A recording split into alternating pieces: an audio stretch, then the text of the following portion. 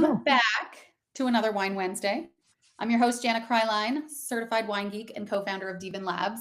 And tonight we're going to be talking about the intersection of macro prophecy and digital alchemy.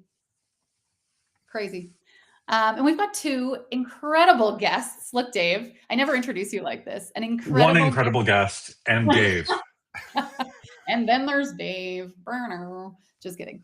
So we have got Raoul Pal, co-founder and CEO of Real Vision and founding partner of GMI, the architect of the Everything Code.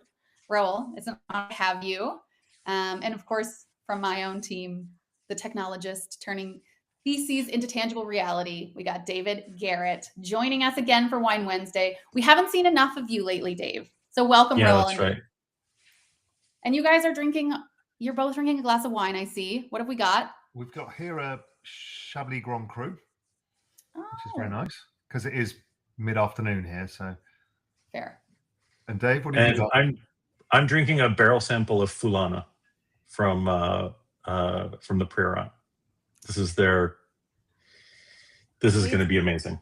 Yeah. This is how Dave, like, you know, it's like instant credibility. It's like, I'm drinking a barrel sample. We talked about shiners last week. Anyone who's drinking a barrel sample or a shiner, you just know that they've got connection. Shiner?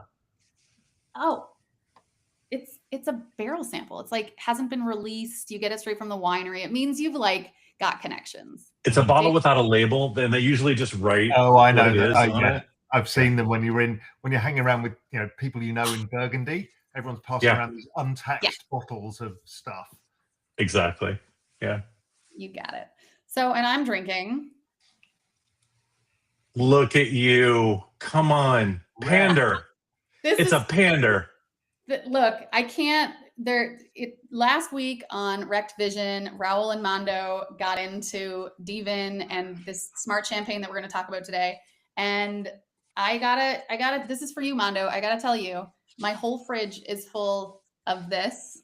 And that's why I'm sacrificing my glass of wine tonight. Shout out to Mondo and OSF. I am a Wrecked fan. Okay. So you will hear from us. Does it taste any good? Tastes like the moon, Raoul. What are you talking about? Perfect answer. It's really good. It's really good. So now I'm a sales rep for Wrecked. Here we go. Okay.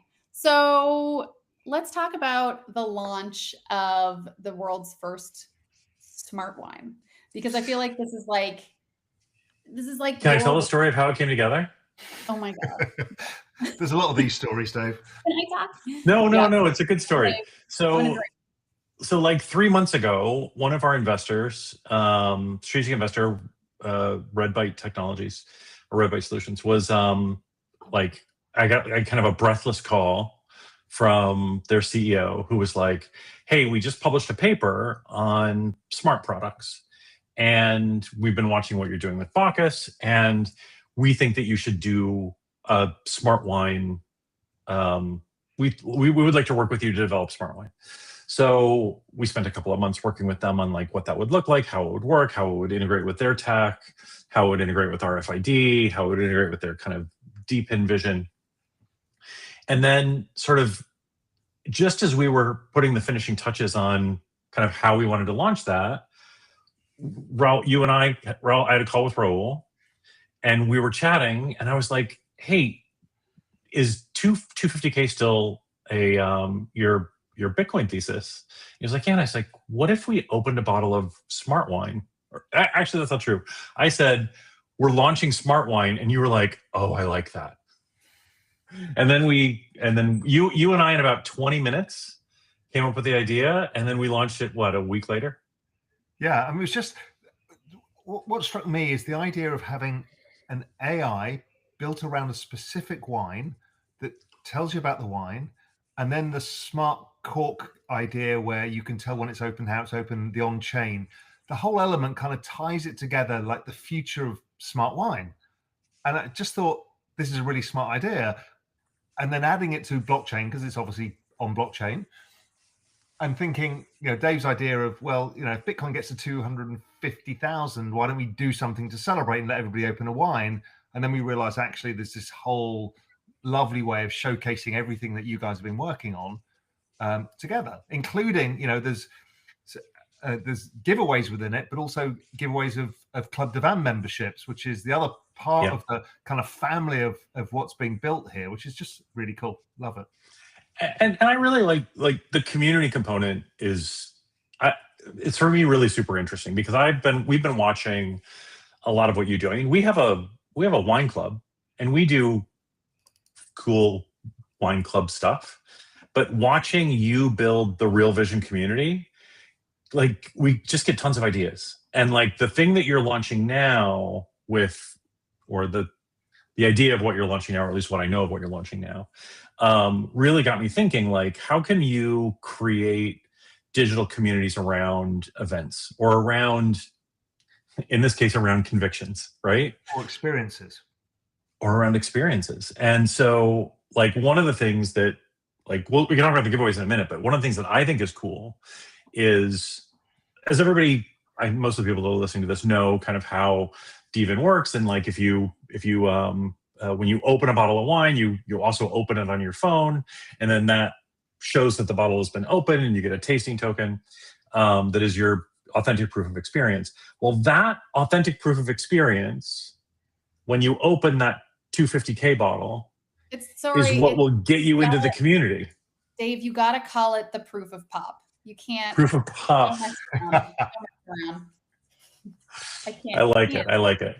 But like, I just think this idea of this small group of people that have the same conviction that when at some point in the future, we're all pretty convinced that Bitcoin's going to hit 250K. And when it does, we'll all open the same bottle of champagne, and then we'll have a token gated community where everyone that opened that bottle, and you have to open it and show that you opened it, then you get to celebrate together. We'll create a big token gated celebration where people can get online and celebrate with the rest of us. Yeah. I just love that idea. I've had this kind of idea for a long time, is because, and I think I've mentioned this before or talked about it before, is I've got the Live Aid brochure, the program, and my ticket, because I was there. Mm-hmm. And what they missed was the opportunity to create a community around all of those 100,000 people that happened to be at Wembley Stadium, and the 100,000 that were at Shea Stadium at that specific moment in time, because that's a shared memory, a collective memory. So the collective memory of Bitcoin hitting 250,000 and trying the wine and talking about the wine and talking about the event and remembering it ties people together in a way that they don't normally get tied together. And I just think it's just a lovely idea for how community can work around shared experiences. If I also think I was thinking when Bitcoin hit 100,000, when I first wrote a research piece on Bitcoin back in 2013, I said, I think it's probably worth $1 million, but I'm going to discount myself by 90%, and it's worth 100 grand. And it was $200 at the time. So it was the most outrageous price forecast. And I said, this is the best trade in history. And when it hit $100,000, I happened to be at one of the OG of OG, a guy called Wences Caceres, an Argentinian guy who bought it at $3, bought $2 million of it at $3. And I happened to be at his house having dinner on the day it hit 100,000, which was just like this lovely moment in time. I'll never forget it, because it was part of this whole story of my Bitcoin story. And he's been a very early kind of person in that story as well. And he being an OG, it's just fabulous. Imagine if you had, like, look, this bottle is basically the macro thesis. It's a bottle that is the technology. But imagine we're all going to pop this bottle when Bitcoin hits 250K. And this is like the bottle of conviction. So this is I just feel like I want to be in a chat with all these people. That's part of what we're actually doing, is everybody who holds this bottle will kind of be in this little community. And I think that component is really cool. I mean, I think I'm also going to be, all my friends have bought this, so I'm hoping I'll be in a physical room with a bunch of these bottles, popping them. But yeah, I just think that the community factor is very, very cool. And my macro thesis for a long time is tomorrow is going to be more digital than today. Yeah. And what this is showing is how luxury goods will have provenance on chain, and it also opens up other utilities that don't exist. And it's like the future of digital wine is here. And then the bringing of the AI into it as well brings the whole journey forward, because those are the two mega trends. And it's not being done here for a gimmick. It's because when you buy a bottle of wine, particularly grower champagne, right, you know fuck all about it, unless you're Dave, who knows everything about everything. But you know, or you, Jana, you're pretty good at that as well. But generally, you don't know. So you want to know about the wine, how it was made, what the harvest was, you know, when you can drink it, all of this stuff. And the wine kind of talks to you. And that's really amazing. Yeah. So you can actually go today. today. The technology in the future, you know, that technology can tell you the provenance of the wine. You can ask it, you know, who else has got this stuff? How do I connect with them? What did it last sell for? Anything. I mean, this is amazing. Well, and you know, if you go to smartwine.ai, you can actually play with a demo of it. You can kind of ask the chatbot a little bit about the wine, and you can hear back. It's kind of, this is just about the wine in general. It's not about your specific bottle, but you can kind of see a little bit about how it'll work. In the future, though, we think that the AI not only gives you the ability to interrogate that product in natural language, which is really interesting. Like, because if I'm a sommelier at a restaurant, or a bottle shop owner, or a collector, or a consumer, or a customs agent, or an importer, I'm going to want to know different things about that bottle, right? And right now, all of that information it's you know, abstracted in different places. It's unstructured data. So having like one portal to be able to ask whatever you want, no matter who you are, of that bottle, that's great. But one of the things that you talk about all the time, Raoul, is like these agents eventually will have, you know, they'll have the ability to autonomously do things, and they will have money. And that's kind of what we're looking at with, in the future of smart wine, you know, wines being able to make their way through customs, right? To interact with the customs AI, and like there's no paperwork. It's such a good idea, because it's so painful. Yeah. Exactly. So I just want to like summarize kind of what this is for anyone who still hasn't quite gotten what the smart bottle is. This is a physical bottle. So Dave wrote an article, and it's basically, the bottle has a body, a soul, and a mind. And I think this really resonates with people. So you have a physical bottle of, in this case, rare grower champagne, and it's got an on-chain deed of ownership, and it's connected to an AI concierge. So this is kind of like all of these universes meeting, and it's kind of cool because, you know, what we talk about at dVIN is tokenizing wine as a real world asset. And we're seeing a lot of that. But this is now with the AI component connected to it. And it's just kind of all the things that we've been building pieces of over the last 4 years that has kind of finally come to a head. And tell us about the champagne itself, Dave, just so people know, because the champagne itself is special, right? Even just to buy the champagne is a privilege, and everything else is actually for shits and giggles. And learn. The champagne is super special. So it's a bottling that we bought the whole bottling. But Jana can actually tell you more about it. Jana, like, the winemaker stays with Jana when he's in Dusseldorf for Provine. Yes, he does. No, it's a really cool, pretty rare little grower champagne. For anyone who doesn't know, grower champagne is it's different than the big champagne houses that you would know. So this is actually winemakers in Champagne who grow their own fruit and then make their own wine from that fruit, which sounds kind of obvious, but in Champagne, usually it's not like that. The big houses, for example, buy in fruit from all over Champagne.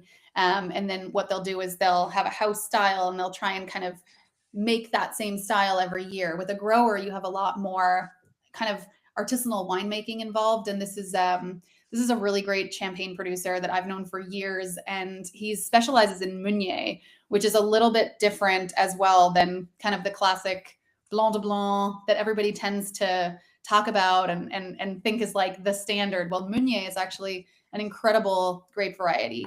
It kind of comes to life a little bit earlier, depending on how you make it, depending on what style. But it has this aging ability that no one really talks about. And I went and visited him in Champagne a couple of years ago, and he opened up, I think it was like a 1972 or something. And it was 100% Meunier, which a lot of people will say doesn't age as well as Pinot Noir or Chardonnay.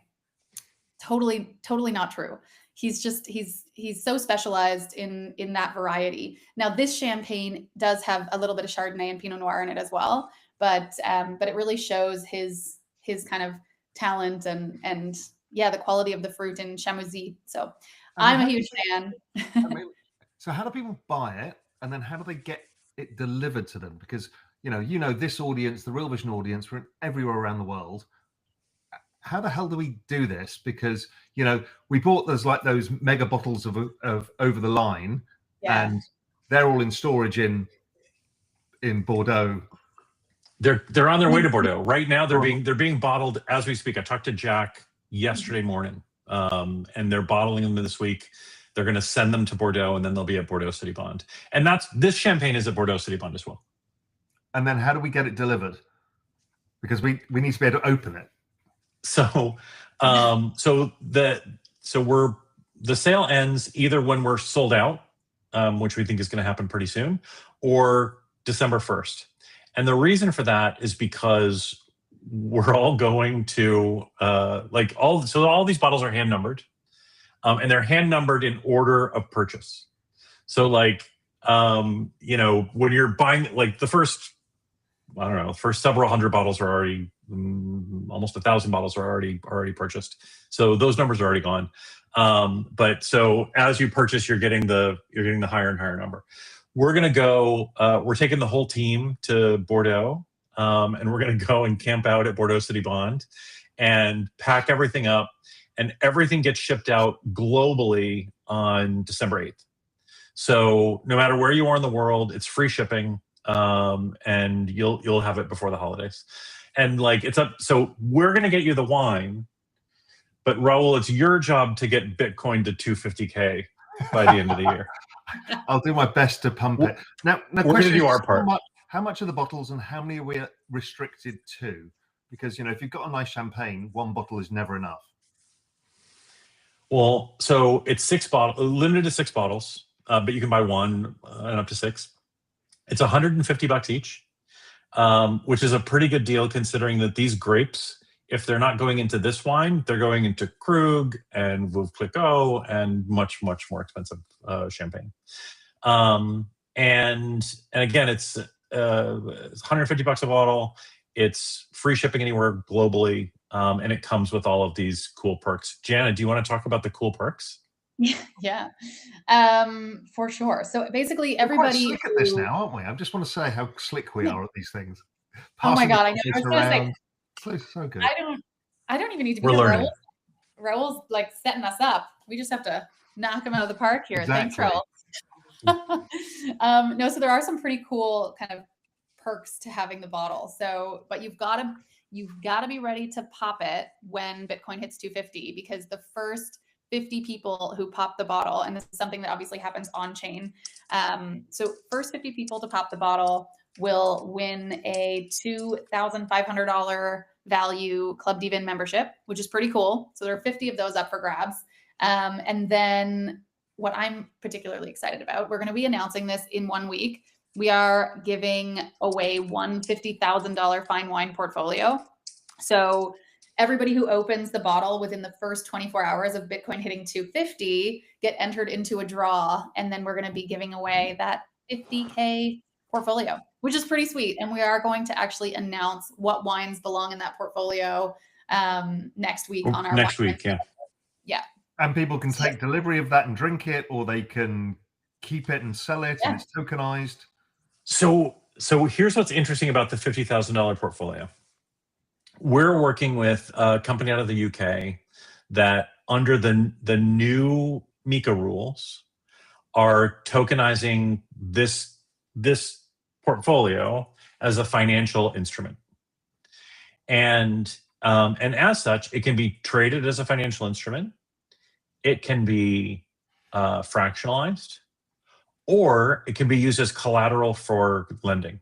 So these are the kind of this is the big macro thesis for dVIN, right? Like we're figuring out how to tokenize wine so that it can have, global liquidity, and so that it can be used as collateral for lending, whether you're a collector or an importer or a distributor.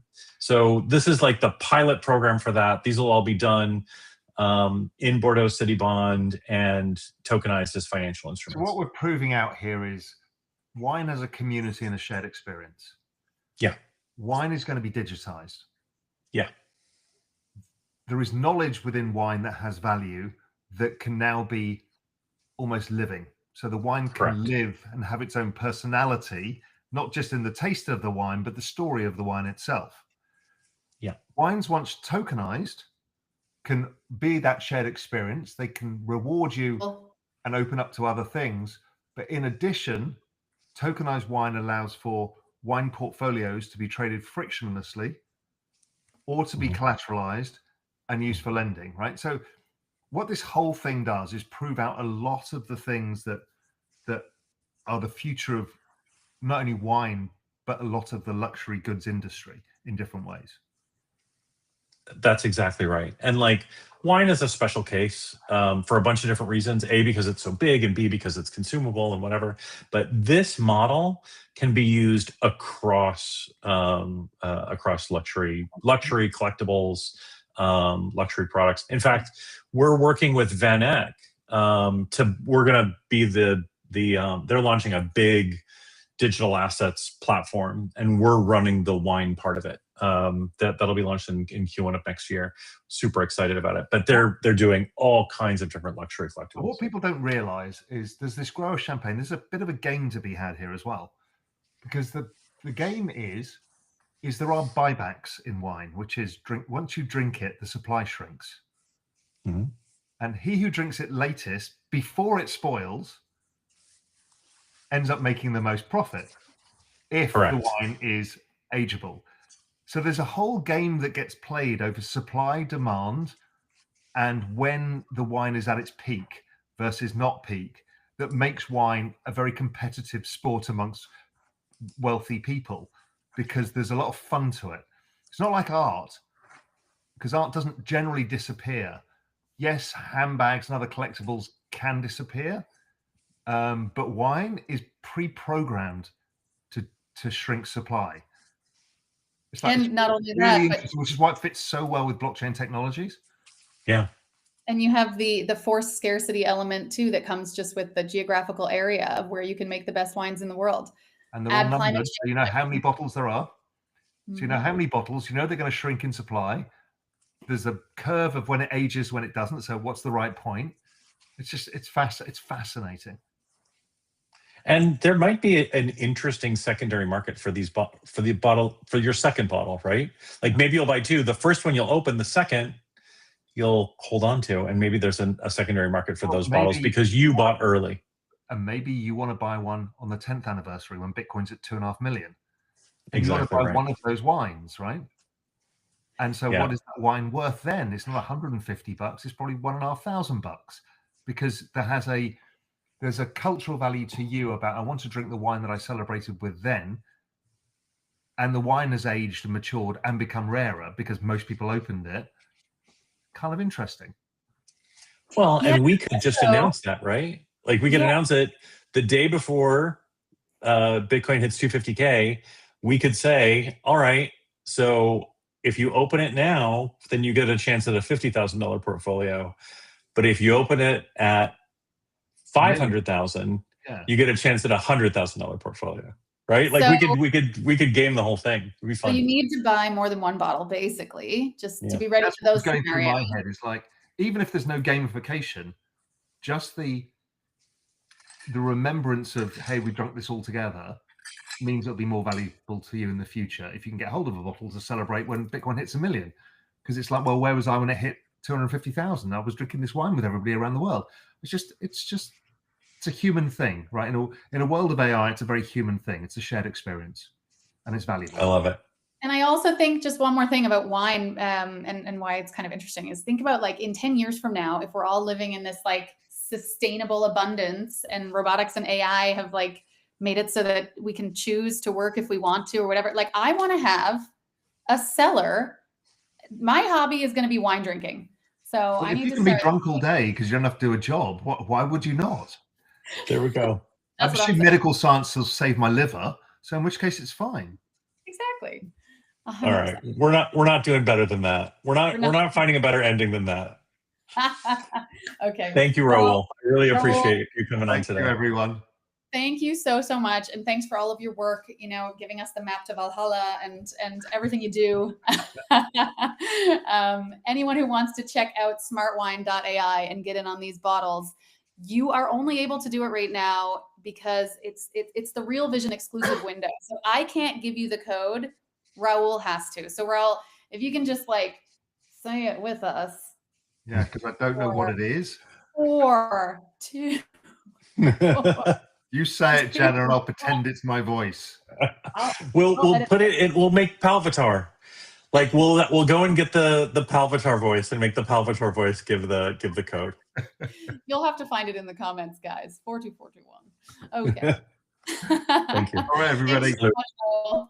Take Bye, care. guys. See you guys. Ciao.